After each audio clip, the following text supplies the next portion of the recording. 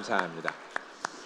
오늘 거룩한 주일 참 잘 오셨습니다. 오늘 본문 말씀을 중심으로 힐링은 끝났다. 자존감 회복이 관건이다. 힐링은 끝났다. 자존감 회복이 관건이다라는 제목으로 함께 하나님 말씀을 나누도록 하겠습니다. 얼마 전 시행된 이 김영란법으로 사회가 여기저기 긴장 상태입니다. 골프장도 썰렁해졌다고 하고 또 여의도 국회 당사 주변의 음식점들도 많이 한산해졌다고들 말하고 있습니다. 저도 지난주에 학교 가서 강의를 하는데 지금까지 쉬는 시간에 학생들이 음료수, 커피 드세요. 교수님 목마르시죠? 꼭 갖다 줬습니다. 이번 주에는 줄까 하고 가만히 봤더니 없더라고요. 국물도 없습니다. 다들 자기들 사서 자기들은 쪽쪽 빨고 마시는데 제가 그냥 가서 먹었습니다. 사가지고.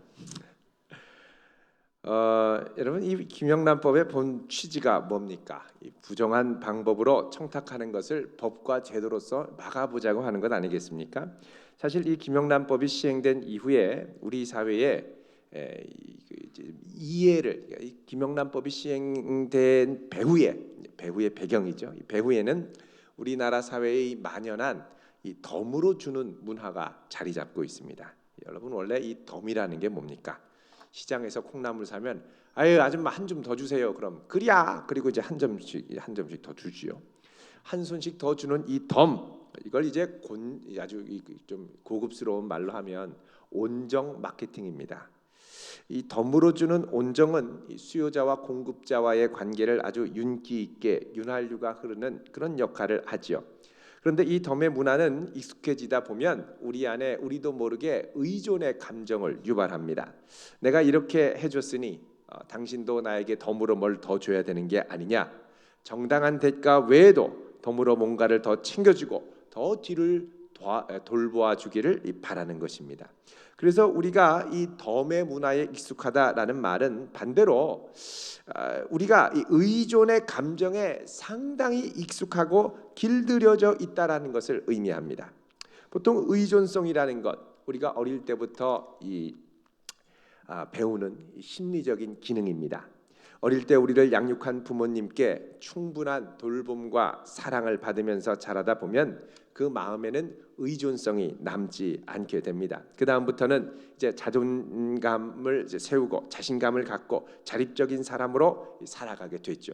그러나 우리 안에 충분한 돌봄과 사랑이 없게 되면 아직까지 의존성이 남아서 누군가를 지지하고 보살펴줄 대상을 우리가 찾아서 떠돌게 되어 있습니다.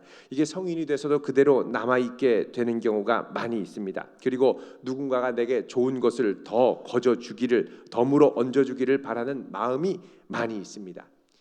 이거 이제 거지근성이라고도 얘기를 하죠. 주변의 관계를 건강한 독립적인 개인 대 개인으로 보는 게 아니라 주변의 관계를 결핍 관계로 자꾸 보는 겁니다.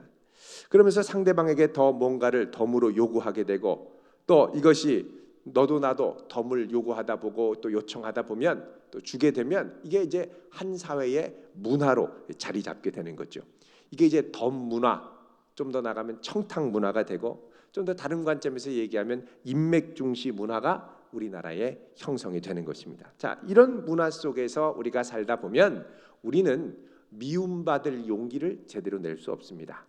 얼마 전에 이 아들러 심리학을 다룬 미움받을 용기라는 책이 베스트셀러가 됐죠. 이게 아주 우리 사회에 큰 반향을 일으켰습니다. 우리나라 사람들이 여기에 이렇게 열광한 이유가 무엇입니까? 그것은 우리도 모르게 우리가 너무 의존성에 찌들어 있기 때문에 그렇습니다. 주변의 눈치를 보고 주변에서 뭔가 나를 이렇게 봐주지 않으면 혼자 결연하게 일어나서 용기를 내기가 결단코 쉽지 않다는 것입니다. 그래서 이러한 문화, 우리에게 너무나도 익숙해져 있는 이런 이 덤의 문화를 바꾸려고 하면 사실은 이 단순한 법 제정의 문제로 끝나는 게 아니라 보다 더 근본적으로 우리 안에 있는 세계관과 가치관의 근본적인 변화가 일어나야 한다는 것입니다. 상대방을 의존할 대상이 아니라 나 스스로가 건강한 자존감을 갖고 상대방과 상관없이 일어날 수 있는 그런 마음과 중심이 있어야 한다는 것입니다. 사실 그동안 우리 사회에서는 한동안 이 힐링이라는 것이 대세였습니다. 아프니까 청춘이고 힘들어도 괜찮았습니다. 그런데 이제는 우리 주변의 위로에 대한 기대를 스스로가 거두고 상대방에게 유익을 보고 혜택 볼 기대를 스스로 거두고 이제 스스로가 건강하게 서야 하는 시대가 왔다는 것입니다. 그러려면 어떻게 해야 되느냐? 나 자신에 대한 정체성뿐만 아니라 나 스스로를 독립적으로 존중하며 세울 수 있는 일종의 자존감을 확립해야 한다는 것입니다. 요즘 경제 위기 가운데 많은 기업들이 비틀거리고 있죠. 그런 와중에서도 다시 일어나서 승승장구하는 글로벌 기업들이 있습니다. 그 이유가 무엇이냐? 이 글로벌 기업들, 잘 나가는 기업들을 보면은 하나같이 공통점들이 있는데 그 공통점이 뭐냐? 바로 다른 시류, 다른 유행에 의존하지 않고 자기 정체성, 기업 고유의 정체성을 분명히 이게 확인하고 회복하는 기업들이 일어나더라는 것입니다. 그 대표적인 기업 중에 하나가 우리 여성분들도 잘 알고 익숙한 그 뭡니까? 그 베르사체입니다. 베르사체. 아마 좋아하시는 분들이 꽤 많이 있으리라고 생각을 합니다. 이 베르사체는 아주 이 종합적인 패션 브랜드로 아주 화려한 디자인과 다양한 색채로 아주 유명한 기업이죠. 근데 이 베르사체의 창업자가 베르사체죠. 지아니 베르사체가 1997년에 갑작스러운 사고로 죽게 됐습니다. 그러면서 10년도 되지 않는 사이에 이 베르사체 기업이 기울어지기 시작하는데 매출이 반토막이 나고 또 몇 년 지나지 않아서는 매해 흑자를 거두던 그 기업이 적자의 늪에 빠지기 시작했습니다. 그러다가 2009년에 자모코 페라리스라고 하는 새로운 CEO를 영입을 했습니다. 이 새로운 CEO가 집중한 것이 무엇이냐? 바로 베르사체 고유의 디자인 아이덴티티, 디자인 DNA를 회복하는 것이었습니다. 이 베르사체 기업이 베르사체가 죽고 나서 이제 불안하고 어떻게 할지 모르니까 요즘에 유행인 그런 패션 트렌드를 따라가다 보니까 자기도 모르게 베르사체 고유의 이 아이덴티티를 잃어버리고 말았다는 것입니다. 그래서 다시 우리의 정체성, 우리 고유의 디자인 DNA가 뭐냐를 분석을 해서 모든 제품에 이 베르사체의 DNA를 심기 시작했습니다. 그렇게 해서 자기 정체성이 살아나고 기업의 자신감이 회복이 되니까 이 엄청난 글로벌 불황 가운데서도 해마다 이 베르사체가 2자릿수 이상의 성장을 거두게 되었습니다. 그러니까 오늘은 힐링만으로는 완전히 다 일어날 수 없다는 것입니다. 이제는 힐링 이후에 자기 정체성을 명확하게 붙들고 자기 자존감을 갖고 일어나야 한다는 것입니다. 자, 하나님께서 모세를 출애굽의 역사 가운데 부르셨을 때 모세는 자기가 누구인지 무엇하는 사람인지를 제대로 몰랐습니다. 스스로 보기에는 아무 존재감이 없는 사람이었고 그랬으니 하나님께서 자기를 부르셨을 때 그 사명을 감당할 수 있는 준비는 더더욱 되지 않았습니다. 그래서 하나님께서 모세를 부르시자 모세가 묻죠. 하나님, 제가 누굽니까? 저는 아무것도 아닌데요. 그리고 나를 부르시는 당신은 도대체 누구십니까? 이런 질문을 던집니다. 이것에 대해서 하나님께서는 너는 내가 함께하는 존재고 나는 스스로 있는 자다. 과거에도 있었고 지금도 있었고 앞으로도 있을 것이며 과거에도 모든 것을 존재하게 했고 지금도 존재하며 붙들고 앞으로도 존재하고 붙들 존재다. 전능하신 하나님이다 라고 말씀하셨습니다. 자, 내가 누구고 이런 나를 붙드시는 하나님이 누구인지를 들으면 사실 우리의 정체성에 대한 이 의문은 상당 부분이 해소가 됩니다. 그럼에도 불구하고 오늘 본문에 나타나는 이 모세는 여전히 하나님께서 부르시는 그 부르심 앞에 상당히 망설이고 있습니다. 그 이유가 뭐냐? 자, 4장 1절 말씀 같이 읽어보겠습니다. 시작. 모세가 대답하여 이르되 그러나 그들이 나를 믿지 아니하며 내 말을 듣지 아니하고 이르기를 여호와께서 내게 나타나지 아니하셨다 하리이다. 아멘. 자, 모세가 망설이는 이유가 있는데 뭐냐? 바로 사람들에 대한 염려 때문이었습니다. 내가 누군지도 알겠고 하나님이 누구신지도 알겠는데 과연 내가 가서 선포할 사람들, 그 사람들이 내 말을 들어줄지 사람에 대한 자신감이 별로 없었습니다. 사실 이것은 현실의 문제이기도 합니다. 내 안에 이 어느 정도 확신이 들어서고 내 정체성에 대한 분명한 이 확신이 있다 하더라도요, 사람에 대해서는 자신감 없는 분들이 많습니다. 이럴 때 어떻게 돌파해야 되겠습니까?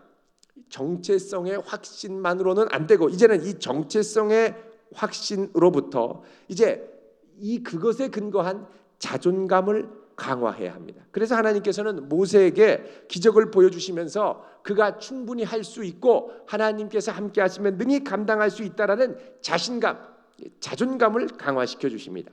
자, 오늘 말씀 2절에 보면 이렇게 하나님이 말씀하시죠. 여호와께서 그에게 이르시되 내 손에 있는 것이 무엇이냐? 그러자 지팡이입니다 라고 대답합니다. 그러자 하나님이 그걸 땅에 던져라. 그러자 땅에 던지니까 그 뱀이, 이 지팡이가 뱀이 되었습니다. 모세가 깜짝 놀라 뱀 앞에서 피하게 됐죠. 자, 모세의 손에 있는 지팡이를 하나님의 말씀대로 던지니까 뱀이 됐습니다. 여기 지팡이와 뱀은 단순한 지팡이와 뱀이 아닙니다. 이건 모세가 장차 나아가서 사역할 맞설 이 애굽 제국에게 상당히 의미가 있는 것들입니다. 자, 이집트 여러분 미라나 파라오의 이 마스크를 보면 이 파라오가 두 손을 이렇게 서로 교차시키고서는 지팡이와 막대기를 들고 있는 것을 볼 수가 있습니다. 이 지팡이는 끝에가 동그랗게 되어 있고 막대기는 끝에 이렇게 채찍처럼 여러 갈래의 이 수가 놓여 있죠. 자, 이거는 뭐냐? 왕의 권위와 능력의 상징입니다. 그리고 뱀이 있습니다. 뱀은 어디에 있느냐? 왕관 맨 앞에 코브라처럼 이렇게 이 독사가 나와 있습니다. 요 뱀은요, 단순한 뱀이 아니라 이집트에서는 신으로 섬겼습니다. 그러니까 왕 머리에 이 뱀이 있다라는 건 뭐냐? 신적인 보호와 권능을 상징합니다. 그러니까 신적인 보호와 권능이 있는 왕에게 까불고 덤비다가는 코브라한테 물리듯이 물려 죽일 수 있다는 것을 경고하는 모습이 바로 왕의 모습이죠. 근데 하나님께서는 이 모세에게 뭐라 그러냐? 이 막대기를 뱀으로 변하게 하고 이 뱀으로 변하게 한 다음에 뭐라 그러시냐면 4절에 이렇게 말씀합니다. 읽습니다. 시작. 여호와께서 모세에게 이르시되 내 손을 내밀어 그 꼬리를 잡으라. 그가 손을 내밀어 그것을 잡으니 그의 손에서 지팡이가 된지라. 아멘. 자, 손을 내밀어 뱀 꼬리를 잡으라고 그러십니다. 그 뱀 무시무시한 애굽의 세력 같지만 애굽의 신 같지만 붙잡으라는 거죠. 자, 여러분 뱀을 잡는데 어디를 잡아야 되느냐? 뱀을 잡으려면 머리를 잡아야 됩니다.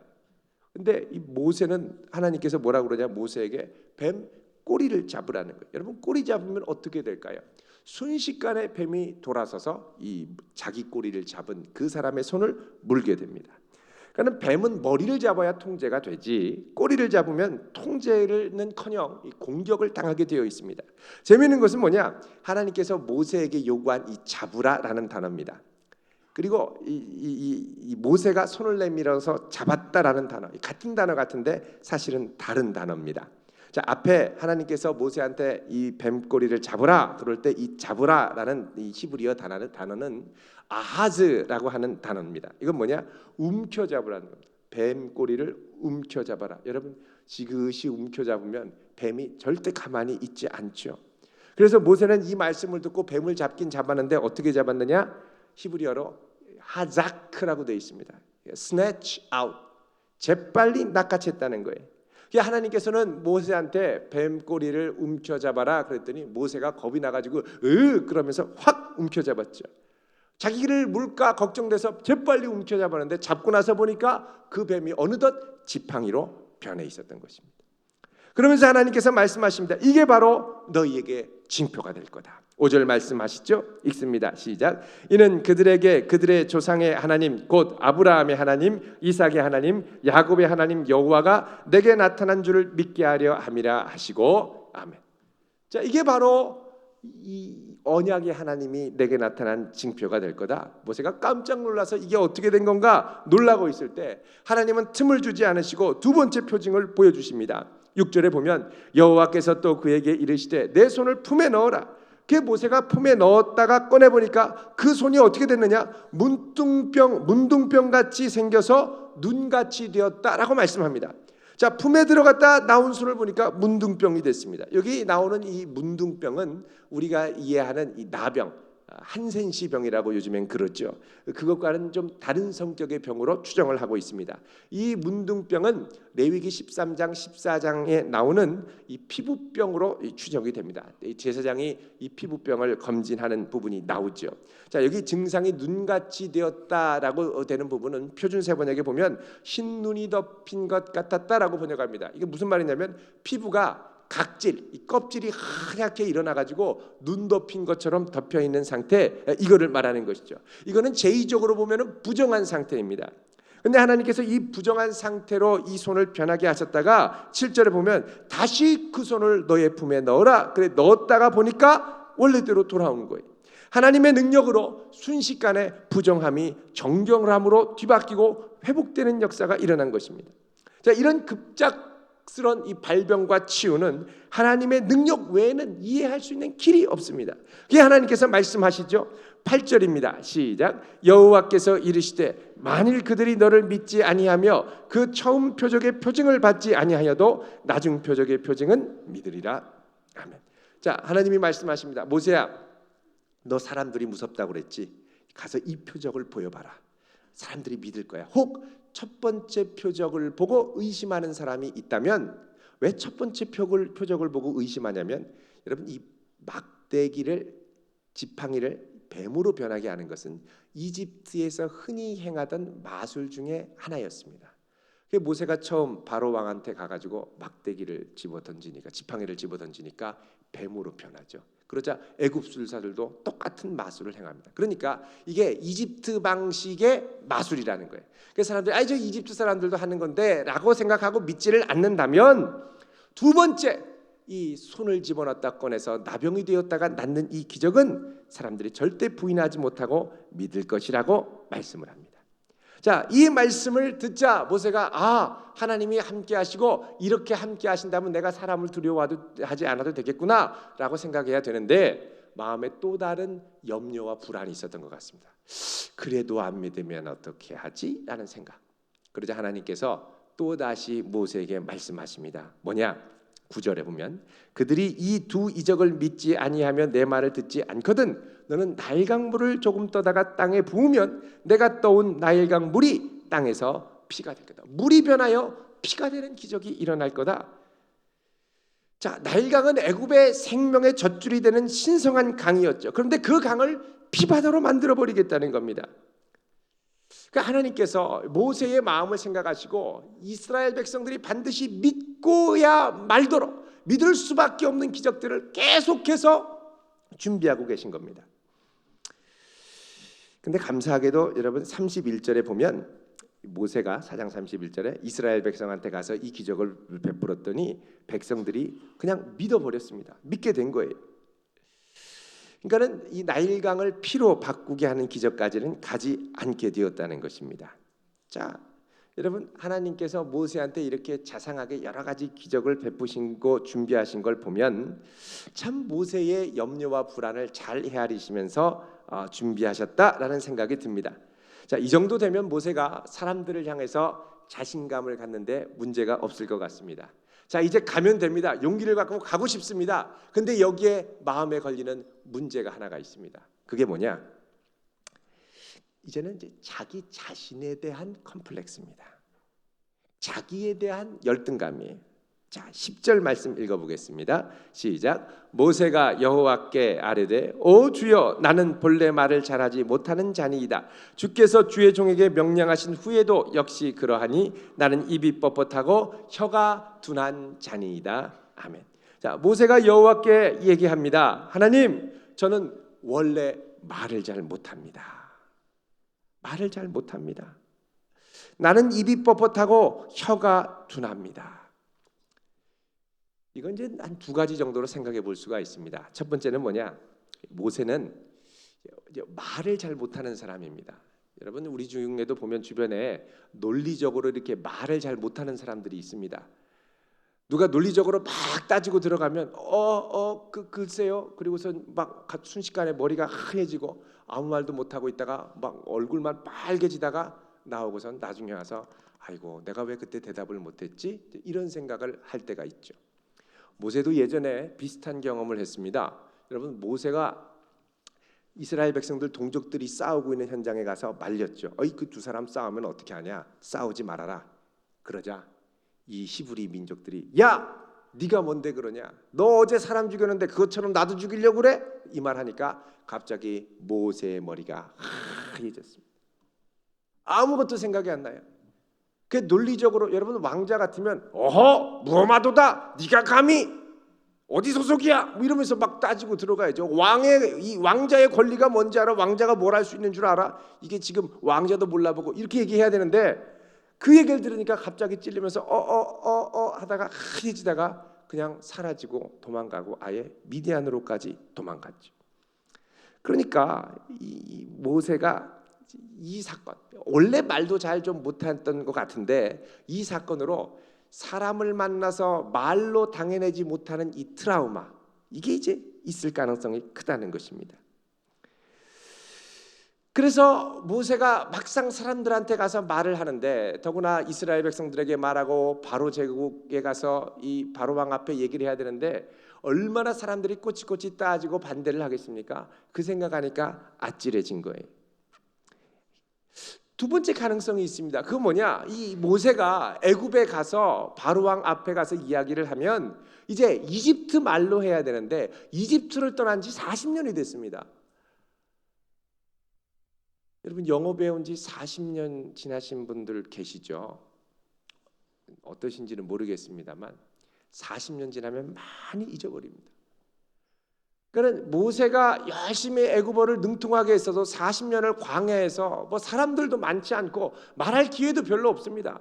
그저 말하면 양 대구서는 음매 양아 너는 누구고 나는 누굴까 뭐 이런 얘기만 하고 별로 말을 많이 못했습니다. 그러니까 이 언어에 대한 자신감이 많이 떨어지는 거죠. 자, 이런 자기 컴플렉스와 두려움으로 못하겠다고 벌벌벌 떨게 되니까 하나님께서 뭐라고 말씀하십니까? 11절 12절 말씀입니다. 같이 읽습니다. 시작. 여호와께서 그에게 이르시되 누가 사람의 입을 지었느냐? 누가 말 못하는 자나 못 듣는 자나 눈 밝은 자나 맹인이 되게 하였느냐? 나 여호와가 아니냐? 이제 가라. 내가 내 입과 함께 있어서 할 말을 가르치리라. 아멘. 자, 사람의 입을 지은 자가 누구냐? 바로 나 여호와가 아니냐? 내가 함께 있어서 너에게 할 말을 가르쳐 줄게 라고 말씀하죠. 사실 오늘 본문에 나오는 이 모세가 제기하는 두 가지의 이 문제 제기, 즉 사람에 대한 두려움 그리고 자기 능력에 대한 두려움과 열등감, 이거는 우리가 하나님의 자녀로서 이 정체성으로 무장을 한다고 하더라도 현실 속에 부딪힐 수 있는 아주 실제적인 문제입니다. 이렇게 볼 때 우리가 하나님 앞에서 씨름해야 될 문제는 네 가지입니다. 네 가지. 첫 번째는 뭐냐? 나는 누구인가? 또 나를 붙드시는 하나님은 누구인가로 일단 씨름해야 되고요. 이 답을 얻었다 하더라도 그 다음에 우리가 극복해야 할 장벽이 뭐냐? 사람들에 대한 두려움을 어떻게 이겨낼 것인가? 또 하나는 뭐냐? 나의 열등감, 나의 컴플렉스, 내가 생각할 때 아무것도 아닌 것 같은 나 자신을 비하하고 싶은 마음, 이걸 내가 어떻게 극복할 것인가? 이 두려움을 어떻게 이겨낼 것인가? 여러분 이때 필요한 것이 있습니다. 그거는 뭐냐? 확신과 격려의 말들입니다.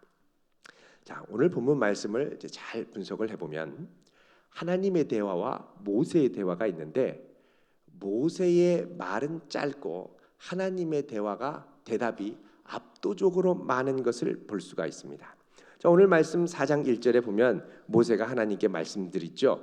하나님, 사람들이 저를 믿지 않을 거예요. 불안해하니까 하나님께서 2절부터 9절까지 계속 일방적으로 말씀하십니다. 모세야, 아니다. 너 지팡이 던져봐라. 다시 그 뱀 집어봐라. 네 품에다가 손을 넣어봐라. 다시 꺼내봐라. 그거 봐. 사람들이 믿을 거야. 혹 안 믿으면 나일강을 부어라. 내가 피로 바꿔줄게. 지금 계속해서 하나님께서 함께 하시는 능력에 대해서 말씀하고 계십니다. 또 모세가 10절에 보면 자기 능력에 대해서 회의를 드러내죠. 하나님, 저는 말 잘 못합니다. 그러자 한마디 하니까 또 두 마디로 11절 12절에 하나님께서 위로와 격려의 말씀을 계속해 주시죠. 핵심 내용이 뭡니까? 이건 너의 역량의 문제가 아니야. 내가 함께 하느냐 하지 않느냐의 문제야. 내가 함께 하잖아. 내가 할 말을 넣어줄 거야. 너는 충분히 감당할 수 있어. 네 능력이 아니야. 내 능력이야. 자, 여러분 이런 희망의 말, 여러분 이 희망의 말이 어디에서 근거하느냐? 정체성에 근거해서 하는 희망의 말입니다. 나는 아무것도 아니지만 너는 하나님께서 함께 하시는 존재고 너는 하나님 앞에 존귀한 자고 그 하나님이 너와 함께 하시기 때문에 너는 감당할 수 있다는 것입니다. 그러니까 지금 모세가 염려하는 걱정, 근심, 이건 하나님이 누구신가? 그 하나님이 과연 나와 함께 하시는가? 이거에 근거해서 위로와 격려의 말을 할 때 새롭게 힘을 얻고 일어날 수 있다는 것입니다. 사실 여기에 성도에게 필요한 이 언어 생활에 힌트가 들어 있습니다. 우리가 살다 보면 우리도 사람들이 두려울 때가 있죠. 걱정될 때가 있습니다. 또 내 역량의 문제로 힘들고 고민할 때가 많이 있습니다. 어떤 분은 더 나아가서 다른 사람들의 역량 문제로 힘들 때가 있습니다. 어떤 분은 자기 자신을 자책해. 나는 안 돼. 나는 뭐 아무것도 아니고 사람들이 무서워. 아무 생각도 안 나. 말도 못해. 막 이런 걱정하고요. 또 어떤 분은 다른 사람 능력으로 걱정합니다. 아유, 저희는 안 되는데, 저 성격, 저 능력 갖고 다 망칠 텐데. 이렇게 염려가 될 때 이 염려를 주변 사람들한테 말하면 안 되고, 이 염려는 하나님 앞에 가지고 나와서 기도 제목으로 바꿀 수 있기를 바랍니다. 염려는 기도 제목이지 사람들한테 말하면 이게 이제 그다음부터 전염이 되는 거예요. 모두의 근심과 걱정으로 바뀌게 되는 겁니다. 아이고 걱정이야. 저 사람 걱정이야. 아이고 저 사람 저 일하면 어떻게 잘 할라나 몰라. 안 될 텐데. 저 모세 정말 걱정돼. 이집트 떠난 지 40년이나 됐고 컴플렉스 덩어리고 말도 잘 못하고 저 어떻게 할지 몰라. 야, 이 사람 저 사람 돌아다니면서 모세 걱정해 보십시오. 어떻게 됩니까? 그 말이 빙글빙글 부메랑이 돼서 모세의 귀를 팍 때립니다. 그 말 들으면 모세가 더 움츠러들어요. 그냥 모세 잠수 탑니다. 하나님 저 잠수함입니다. 그리고 잠수 타요. 그러니까 여러분 이런 걱정이 들 때 하나님께 맡기고 기도하면서 가야지, 이걸 사람들한테 풀면 안 되는 거예요. 그 하나님께 맡기고 기도한다면 어떻게 됩니까? 이제 내 입에서 나오는 언어는 정체성에 근거한 격려의 언어, 희망의 언어가 되어야 된다는 것입니다. 모세 부족하지, 뭐 말 잘 못할 수 있지, 연약하지. 그러나 하나님이 함께 하시잖아. 하나님이 능력 주신대잖아. 하나님이 책임져 주신대잖아. 하나님이 불러주시잖아. 너는 하나님의 존귀함을 입은 존재잖아. 갈 수 있어. 하나님의 기적이 나타날 거야. 주님이 약속하셨잖아. 아니 주님 약속, 주님 함께 하심, 주님이 모세의 편이라는 걸, 그거를 얘기해 주면서 격려를 해야죠. 이럴 때 사람이 힘을 얻고 자기 힘이 아닌 주님의 능력으로 힘입어서 놀라운 기적과 능력을 맛보지 않겠습니까? 여러분 지금 우리에게 필요한 언어는 걱정의 언어, 염려의 언어가 아니라 이런 정체성에 근거한 희망과 위로의 이 언어입니다. 걱정하지 마. 하나님 부르셨잖아. 부르신 분이 책임지셔. 너 두려워해도 너의 두려움이지 하나님은 아무도 두려워하지 않으셔. 이렇게 얘기를 해주셔야죠. 하나님 힘 주십니다. 하나님 능력 주시고요, 지혜 주십니다. 자꾸 자기 힘으로 할 생각하면 안 됩니다. 여러분 주님 주시는 힘으로 하는 거죠.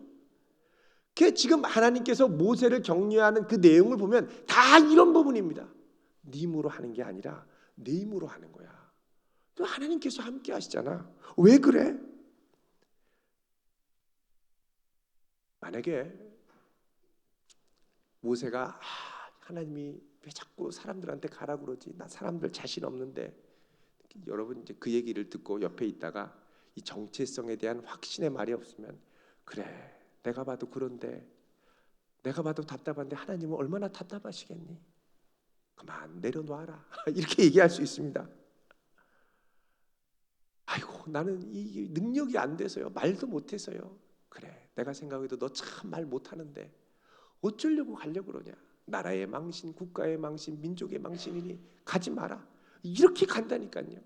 여러분 이게 우리가 격려하고 위로를 줄 때도 그 사람 보고 위로해 주는 게 아닙니다. 그 사람과 함께 하신 하나님, 그 사람을 부르신 하나님을 보고 격려해 줄 수 있기를 바랍니다.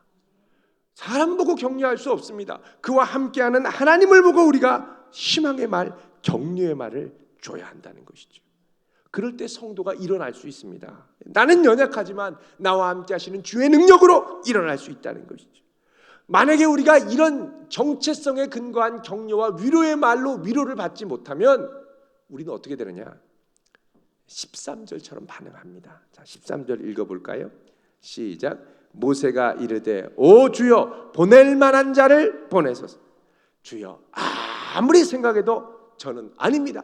다른 사람 보내시기를 바랍니다.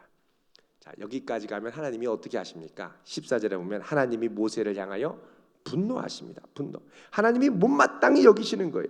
다른 사람, 다른 대안을 왜 우리 스스로가 제안하느냐는 거죠. 하나님이 생각하신 최선의 대안이 나라면 내가 반응하는 것이 정상인데 지금 모세는 자기는 자꾸 아니라고 하면서 자꾸 다른 사람. 결국은 누구를 데려갑니까? 형 아론을 보내겠다고 하나님께서 약속해 주시죠. 그러자 모세가 그제서야 응하게 됩니다. 그런데 여러분, 모세가 생각할 때 최선은 아론일 수 있지만 이 모세가 제안한 최선의 차선책인 아론은 하나님이 보실 때 최선의 대안은 아니었습니다. 창세기 신명기 32장, 출애굽기 32장에 가면 모세가 시내산에 십계명을 받으러 올라갔죠. 그 사이에 어떻게 합니까? 아론이 주동자가 돼서 금송아지를 만들어 이스라엘 백성을 우상 숭배하게 하는 참담한 일이 벌어집니다. 그러니까 내가 생각할 때의 최선의 차선책이 하나님의 대안이 아닌 경우가 많다는 거예요. 따라서 우리는 주님이 우리를 부르실 때 이런저런 고민하는 것보다 나를 부르신 그 하나님의 부르심에 확신하여 순종할 수 있는 용기와 결단이 있어야 할 줄로 믿습니다. 주님이 첫 부르신 그 부르심 안에 우리의 연약함을 책임져 주시고 필요한 것까지 공급해 주시겠다는 약속이 다 포함되어 있다는 거예요. 여러분, 주님이 우리를 부르실 때, 나를 부르실 때 나는 어떻게 반응합니까? 자꾸 아니라고 하는 분 계세요. 저 말고 저 다른 분 시키세요. 목사님 왜 저를 시키셨어요? 저를 부르신 건 일생 최대의 목회 최대의 실수이실 겁니다. 저 말고 다른 분 불러주세요. 자꾸 이러는 분들 계시죠. 여러분, 내 힘으로 하는 것도 아니고 하나님의 능력으로 하는 겁니다. 주님이 부르셨으면 그분의 능력을 맛보라고 하나님이 특별하게 불러주신 거예요. 근데 그러려면 나보다 자꾸 하나님, 나를 부르신 하나님이 크게 보여야 되고 그분을 크게 봐야 되는데 자꾸 실수한 나, 과거의 나, 컴플렉스 덩어리였던 나, 이런 나를 자꾸 보니까 그 부르심 앞에 움찔움찔하게 되더라는 것입니다. 나를 위해 생명도 아낌없이 내어주신 주님께서 나를 실수로 부르셨겠습니까? 절대 안 그렇다는 거죠. 여러분, 이제 힐링은 이만하면 됐습니다. 접어야 됩니다. 그보다 더 중요한 게 있는데 그건 뭐냐? 주 안에서 나의 신적 자존감, 영적인 자신감을 회복하는 것입니다. 온 세상을 지으신 분이 나를 부르실 정도로 나는 특별한 하나님의 관심을 받고 있는 존재죠. 나를 부르신 그분께서 부르신 이유는 그분의 능력과 역사를 드러내므로 그분이 살아서 나를 위해 역사하고 계심을 보여주기 위함이라는 것이죠. 그렇다면 우리는 하나님 나라의 자녀로서 당당한 정체성을 갖고 믿음으로 반응하며 나아가고, 또 나뿐만 아니라 내 주변에 있는 사람들 있는 그대로 보는 것이 아니라 신적 정체성에 근거한 격려와 위로로 그들을 앞으로 나아가게 세워줄 수 있는 그런 거룩한 성도로 쓰임받을 수 있게 주님의 이름으로 축원드립니다. 기도하겠습니다. 거룩하신